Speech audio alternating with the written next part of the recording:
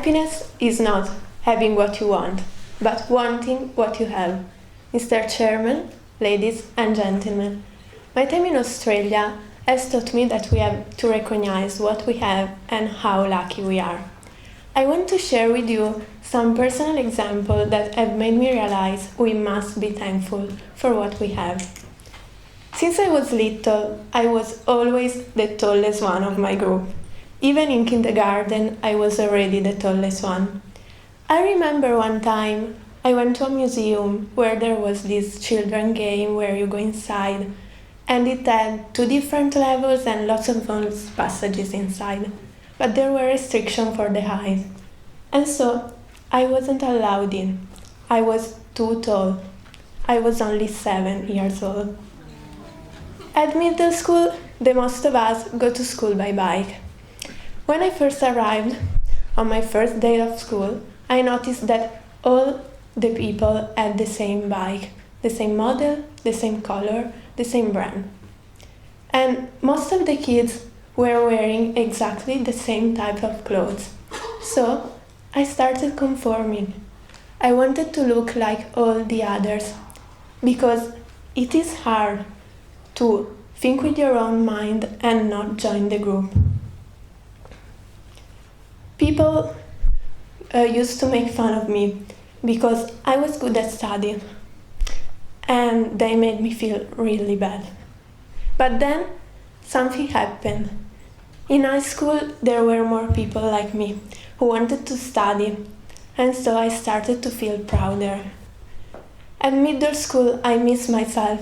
I had to give up what I really liked to follow what the others did. And at the beginning of middle school, I didn't know brands. I didn't have a bike like theirs. When I finished middle school, I came out wearing the same as them and behaving like everyone did. High school helped me a lot to understand that I have to be proud of what I am. I believe it is very difficult nowadays to find the courage to be different and stand out from the crowd without being afraid to be judged. Today there is so much pressure to have the perfect body, to dress the latest brand, to listen to the same music and to watch the same TV serials. You never feel good enough to fit in. Often the word difference equals being loser. But sometimes we have to be different, to be ourselves. We must learn to love ourselves and to make our difference our strong point. Be proud of it, not ashamed. Because our differences make us special, make us unique. Our differences are our virtue, our potential. It is not a defect, it's a virtue. Sorry. Living this experience, I have now realized how lucky I am for what I have. Being away from your home, from your family and your friends brings deep homesickness. But this makes you realize how important the people you had to live are. Happiness is not having what you have, but wanting what you have. I have just figured out what this sentence means. Ever since I got there, I've been noticing how much my Italian friends and my family have been doing for me all these past years.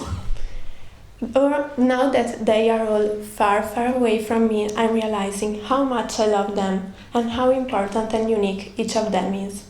So I'm happy and grateful now because I have understood that I'm so lucky and that I already have all that I wanted.